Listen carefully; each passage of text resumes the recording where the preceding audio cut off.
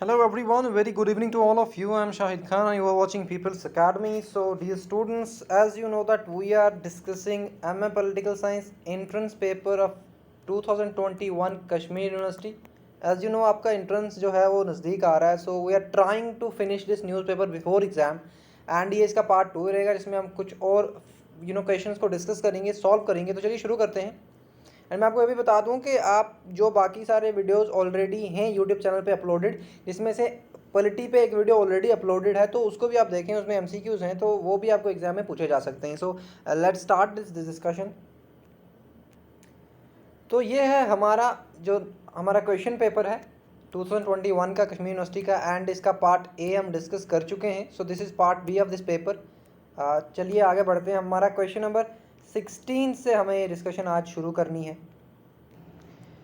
Okay, so this is our first question number 16. Which of the following is correct with regard to Herbert Simon's views regarding the difference between public and private administration? तो public administration से ये question है कि Herbert Simon के accordingly कौन सा view public and private administration के regarding सही है. तो मैं आपको बता दूं इसका करेक्ट ऑप्शन है option number B.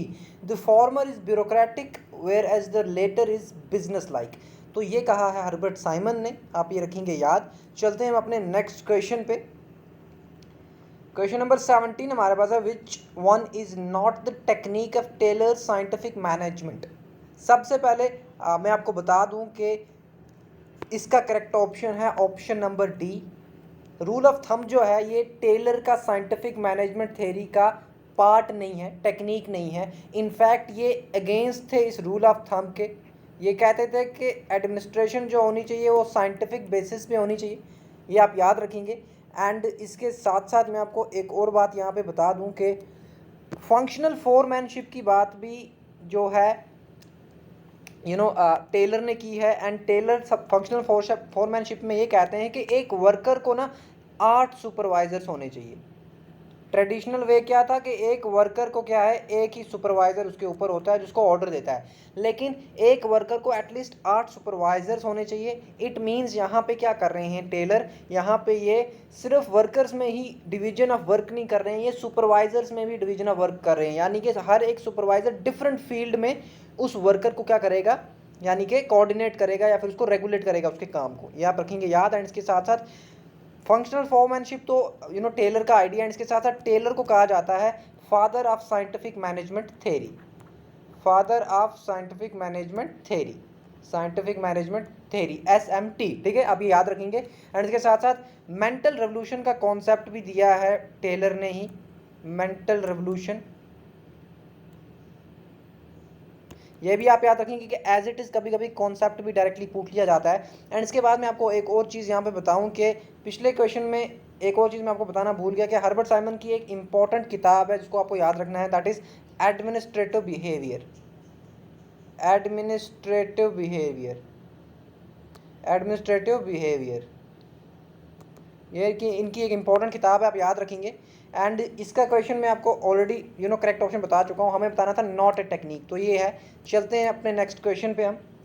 Question number 18 हमारे पास है. Which among the following is not associated with Herbert Simons decision making concept. तो इन्होंने एक डिसीजन मेकिंग थ्योरी दी. ओके, डिसीजन मेकिंग थ्योरी ये आप याद रखेंगे. एंड इसके साथ साथ मैं आपको बता दूं यहाँ पे जो कॉन्सेप्ट हर्बर्ट साइमन का नहीं है वो हमारे पास है option number D, zone of indifference. Zone of indifference जो है ये दिया है चेस्टर्ड बर्नार्ड ने. चेस्टर्ड बर्नार्ड ये भी पब्लिक एडमिनिस्ट्रेशन में एक कॉन्सेप्ट है. चेस्टर्ड बर्नार्ड ने ये दिया है. मैं आपको बता दूं जोन ऑफ इनडिफरेंस ये होता है कि कुछ ऐसे ऑर्डर्स जो एक हायर अथॉरिटी या फिर मैनेजर जो है वर्कर्स को देता है. ये मैनेजर है, ये वर्कर से नीचे. एंड मैनेजर कुछ ऑर्डर्स दे रहा है, कुछ काम करने को बोल रहा है वर्कर को. एंड वर्कर उस काम को जो है बिना सोचे समझे कर रहा है. सो this is zone of indifference, जहाँ पे ऐसी सिचुएशन, ऐसे ऑर्डर्स जिनको बिना सोचे समझे वर्कर्स फॉलो करें, that situation is zone of indifference. ये आप याद रखेंगे. ये चेस्टर्ड बर्नार्ड का कंसेप्ट है. एंड यहाँ में हमें बताना था कि हर्बर्ट साइमन से रिलेटेड कौन सा है, तो यही नहीं है क्योंकि ये दूसरे थिंकर का है. बाकी जो तीनों चीज़ें हैं वो हर्बर्ट साइमन ने ही दी हैं. बाउंडेड रैशनैलिटी की बात करें तो हर्बर्ट साइमन ये इस बात में मानते थे कि जो ह्यूमन बीइंग है ये पूरी तरह से रैशनल नहीं है।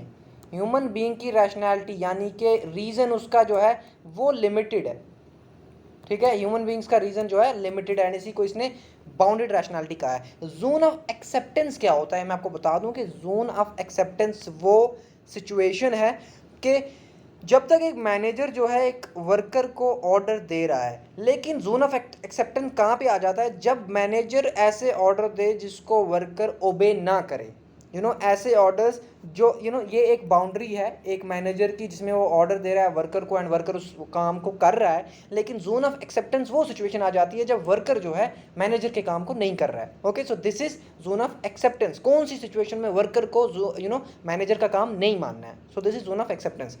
तो मैं आपको यहाँ पे ऑप्शन के अलावा कॉन्सेप्ट भी बता रहा हूँ जो इंपॉर्टेंट कॉन्सेप्ट है, तो इसका करेक्ट ऑप्शन था ये। चलते हैं नेक्स्ट क्वेश्चन पे। 19 हमारे पास है, which of the following is not a characteristic of development administration. तो डेवलपमेंट एडमिनिस्ट्रेशन का करेक्टरिस्टिक कौन सा नहीं है यहाँ पे, तो मैं आपको बता दूँ नॉन इकोलॉजिकल नहीं है, क्योंकि डेवलपमेंट इन एडमिनिस्ट्रेशन जो है ये इकोलॉजिकल है, ये इन्वायरमेंट को भी ध्यान में रखते हुए डेवलपमेंट का कॉन्सेप्ट दिया है इन्होंने। ओके, तो ये इकोलॉजिकल है, नॉन इकोलॉजिकल ये नहीं है। ओके, यहाँ पे हमें बताना था कि कौन सा करेक्टरिस्टिक नहीं है, तो यहाँ पे सी करेक्ट ऑप्शन हो गया। डेवलपमेंट एडमिनिस्ट्रेशन के रिगार्डिंग मैं आपको एक और चीज़ बता चुका हूँ पिछले इसमें हमारे वीडियो में, तो आप उसको देख लेंगे। चलते हैं अपने नेक्स्ट क्वेश्चन पे। क्वेश्चन नंबर 20 हमारे पास है, the following is associated with mixed scanning model of policy making. तो mixed scanning model of policy making किसने दिया है, तो ये एमिटाई एब्जॉनी ने दिया है, तो ये इसका करेक्ट ऑप्शन है, ये आप याद रखेंगे। एंड यहाँ पे असल में हम बात क्या कर रहे हैं, जब अब हम बात करते हैं mixed scanning model of policy making, तो इसमें हम एक्चुअली दो डिसीजन मेकिंग प्रोसेस को मिक्स करते हैं। एक तो हमारा हायर डिसीजन मेकिंग प्रोसेस होता है, टॉप लेवल वाला हायर डिसीजन मेकिंग प्रोसेस जो टॉप लेवल पे होता है, एंड एक लोअर लेवल पे भी डिसीजन मेकिंग प्रोसेस होता है जब एक्चुअली उन डिसीजंस को हम इंप्लीमेंट कर रहे हैं। ओके, ये हमारी टॉप लेवल ऑर्गेनाइजेशन है, यहाँ पे क्या हो रहा है, यहाँ पे डिसीजंस लिए जा रहे हैं बड़े बड़े, एंड ये हमारी लोअर लेवल है जहाँ पे इन डिसीजन को इंप्लीमेंट किया जा रहा है, तो दोनों जगह पे डिसीजन मेकिंग हो रही है। तो इनको मिक्स करने की बात मिक्स स्कैनिंग मॉडल में की एमिटी एड्जोनी ने, तो ये आप याद रखेंगे मिक्स स्कैनिंग मॉडल इन्होंने दिया है पब्लिक पॉलिसी का। चलते हैं अपने क्वेश्चन नंबर 21 पे, that is the term new public management was coined bye. तो किन्होंने न्यू पब्लिक मैनेजमेंट की टर्म कॉइन की, तो मैं आपको बता दूं क्रिस्टोफर हुड ने की है 1991 में, ये आप याद रखेंगे न्यू पब्लिक मैनेजमेंट। ओके, मैंने आपको बताया था एफिशिएंसी एंड इकोनॉमी, ये इसके 3 E जो थे इसके मोटोज थे, ई। ओके, तो ये आप देख लेंगे, एक एफिशिएंसी है, एक इकोनॉमी के लिए करता है, एक इफेक्टिवनेस के लिए करता है, तो ये 3 E जो हैं न्यू पब्लिक मैनेजमेंट के मोटोज थे। एंड यहाँ पे मार्केट को ज़्यादा इंपॉर्टेंस दी गई है न्यू पब्लिक मैनेजमेंट में, आप ये याद रखेंगे मार्केट ओरिएंटेड मैनेजमेंट एडमिनिस्ट्रेशन की ये बात करते हैं। तो चलते हैं अपने नेक्स्ट क्वेश्चन पे, that is question number 22, which of the following is the basic theme of new public management. तो बेसिक थीम क्या है, तो यहाँ पे मैं आपको बता दूँ कि बेसिक थीम यही है कि management by efficiency, management efficient होनी चाहिए, एफिशिएंसी से मैनेजमेंट होनी चाहिए। एंड इसके बाद मैं आपको ये भी बता दूँ कि allow public managers to manage, नहीं भाई पब्लिक की यहाँ बात नहीं करते, ये प्राइवेट की बात करते हैं, मैंने आपको बताया ये प्राइवेट मैनेजमेंट की बात करते हैं यहाँ पे, प्राइवेट सेक्टर की ज़्यादा बात करते हैं, तो पब्लिक सेक्टर का यहाँ पे ये दोनों गलत हो गए। तो पहला सही है क्वेश्चन नंबर 22 का A option, management by efficiency जो है ये थीम है किसका, न्यू पब्लिक मैनेजमेंट का। चलते हैं अपने नेक्स्ट क्वेश्चन पे। 23 हमारे पास है, who is regarded as the father of development administration. तो यहाँ पे मैं आपको बता दूँ करेक्ट ऑप्शन इसका हमारे पास है option number C, George Gant जो हैं ये फादर ऑफ डेवलपमेंट एडमिनिस्ट्रेशन है, ये आप याद रखेंगे। एंड इसके साथ साथ मैं आपको बता दूं कि जो कोइन टर्म की वो की गोस्वामी ने, यूएल गोस्वामी ने कोइन टर्म की, यानी कि डेवलपमेंट एडमिनिस्ट्रेशन की जो कोइन है वो टर्म वो किन्होंने दी, यूएल गोस्वामी, लेकिन जो फादर ऑफ डेवलपमेंट एडमिनिस्ट्रेशन है वो हमारे पास जॉर्ज गेंट हैं, ये आप याद रखेंगे। चलते हैं अपने नेक्स्ट क्वेश्चन पे, that is 24, the doctrine of basic structure of Indian constitution was enunciated by Supreme Court in which of the following cases। तो बेसिक स्ट्रक्चर का आइडिया किस केस में सुप्रीम कोर्ट ने दिया है, तो मैं आपको बता दूं 1973 में एक केस होता है जिसका नाम है केशव नंदा भारतीय केस, एंड इसी में सुप्रीम कोर्ट कहता है कि पार्लियामेंट के पास पावर है कि वो क्या कर सकता है, पार्लियामेंट कॉन्स्टिट्यूशन को अमेंड कर सकता है, ये पावर सिर्फ पार्लियामेंट के पास है, ये आप याद रखना, ठीक है। सिर्फ पार्लियामेंट ही कॉन्स्टिट्यूशन को अमेंड कर सकता है। लेकिन यहाँ पे एक और चीज़ है कि सुप्रीम कोर्ट ने कहा कॉन्स्टिट्यूशन तो अमेंड हो सकती है, यानी कि कॉन्स्टिट्यूशन तो चेंज की जा सकती है पार्लियामेंट के द्वारा, लेकिन कुछ बेसिक चीज़ें हैं जो चेंज नहीं की जा सकती। एंड यही बेसिक स्ट्रक्चर की बात की 1973 में सुप्रीम कोर्ट ने, जैसे कि रूल ऑफ लॉ है, ये बेसिक स्ट्रक्चर है, जैसे कि सेक्युलरिज्म है, ये बेसिक स्ट्रक्चर है, तो ये चीज़ें चेंज नहीं हो सकती। जैसे कि जुडिशियल रिव्यू है, ये बेसिक स्ट्रक्चर में आता है, ठीक है। आप ऐसा समझें कि जैसे एक इंसान है, इसका हार्ट एंड ब्रेन कितना इंपॉर्टेंट है, अगर निकाल दें तो मर जाएगा। इसी तरह इंडियन कॉन्स्टिट्यूशन में भी कुछ ऐसी चीज़ें हैं जो इंपॉर्टेंट है, जो बेसिक स्ट्रक्चर है, एंड उसको पार्लियामेंट चेंज नहीं कर सकता, अमेंड नहीं कर सकता, बाकी सारी चीज़ों को अमेंड कर सकता है। यही केसर नंदा भारती केस 1973 में सुप्रीम कोर्ट ने डिसीजन दिया। एंड मैं आपको बता दूं, पार्लियामेंट अमेंडमेंट का जो प्रोसेस है वो पार्ट 20 में है इंडियन कॉन्स्टिट्यूशन के, part 20 of Indian constitution, and 368 article है, बहुत इंपॉर्टेंट है, आप याद रखेंगे। चलते हैं नेक्स्ट क्वेश्चन। 25 हमारे पास है, in the constitution of India the term federal, in the constitution of India the term federal figures in the preamble, figures in part 3 of constitution, figures in 368। तो बिल्कुल नहीं, फेडरल वर्ड यूज ही नहीं हुआ है Indian constitution में, आप ये याद रखेंगे। तो इसको डजंट फिगर एनीवेयर, ये इसका करेक्ट ऑप्शन है कि कॉन्स्टिट्यूशन में फेडरल, हालांकि इंडियन कॉन्स्टिट्यूशन फेडरल है, फेडरल भी है, यूनिटरी भी है, मिक्स्ड है, ओके, मिक्स्ड है इंडियन कॉन्स्टिट्यूशन, कुछ चीज़ें फेडरल हैं, कुछ चीज़ें यूनिटरी हैं, लेकिन वर्ड फेडरल यूज नहीं हुआ है। आर्टिकल 1 जो है इंडियन कॉन्स्टिट्यूशन का, वो इंडिया को डिफाइन करता है union of states, union of states, okay. तो ये आप याद रखेंगे, वर्ड फेडरल यूज नहीं हुआ है इंडियन कॉन्स्टिट्यूशन में। तो चलते हैं नेक्स्ट क्वेश्चन पे। 26 हमारे पास है, the doctrine of pith and substance in Indian constitution relates to dash. तो doctrine of pith and substance क्या है कि आपको पता है एक स्केड्यूल है, स्केड्यूल 7 ऑफ इंडियन कॉन्स्टिट्यूशन, इसमें लिस्ट दी हुई है, आप ये याद रखना। हमारे पास यूनियन लिस्ट है, हमारे पास स्टेट लिस्ट है, हमारे पास कॉन्करेंट लिस्ट है, ओके। अब ये लिस्ट में क्या है, यूनियन लिस्ट में कुछ चीज़ें दी गई हैं जिसमें सिर्फ सेंट्रल गवर्नमेंट लॉ बना सकती है, स्टेट लिस्ट में कुछ चीज़ें दी गई हैं जिसमें सिर्फ स्टेट गवर्नमेंट लॉ बना सकती है, एंड कॉन्करेंट लिस्ट में जो चीज़ें हैं उस पर दोनों गवर्नमेंट्स लॉ बना सकती हैं। लेकिन यहाँ पे मैं आपको बता दूँ कि अगर कभी ऐसा हो कि यूनियन लिस्ट किसी ऐसी चीज़ पे लॉ बनाती है जो स्टेट लिस्ट में आता है, सॉरी, यूनियन गवर्नमेंट अगर किसी ऐसी चीज़ पे लॉ बनाती है, किसी ऐसे मैटर पे लॉ बनाती है जो मैटर स्टेट लिस्ट में कहीं ना कहीं है, स्टेट लिस्ट से रिलेट कर रहा है, लेकिन अब ऐसा नहीं होगा कि यहाँ पे स्टेट गवर्नमेंट हमेशा ये कहेगी कि भाई इन्होंने इंटरफेयर किया स्टेट गवर्नमेंट में। देखा जाएगा कि क्या नेचर है उस लॉ का,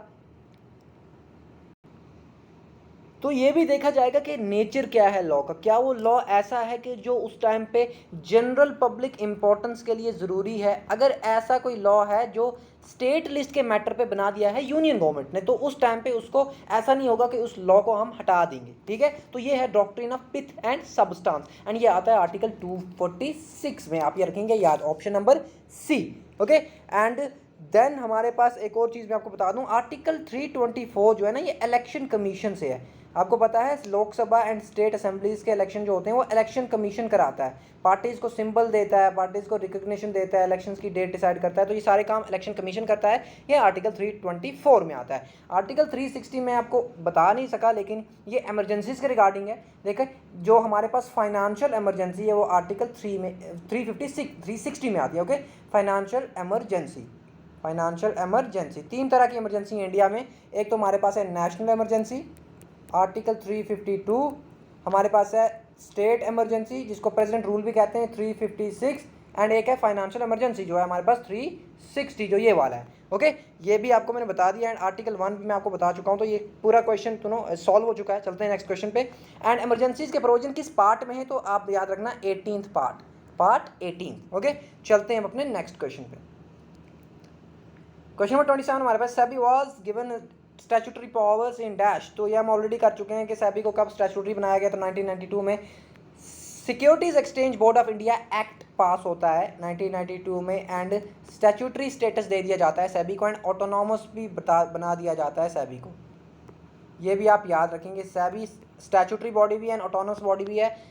चलते हैं नेक्स्ट क्वेश्चन पे, एंड हमारे पास नेक्स्ट क्वेश्चन है 28, who is the current chairman of SEBI. तो मैं आपको बता दूं इसका करेक्ट ऑप्शन है डी। आपके पास अगर 2021 का पेपर होगा तो उसमें ये डी ऑप्शन नहीं है, क्योंकि पेपर पुराना था, तब सेबी का दूसरा चेयरमैन था, अब सेबी का ये चेयरमैन है। तो मैंने इसलिए थोड़ा सा एडिट करके करंट आपके लिए लाया है, क्योंकि ये करंट अफेयर ही था, तो आप ये ध्यान में रखेंगे। एंड इसके साथ साथ चलते हैं हम अपने नेक्स्ट क्वेश्चन पे।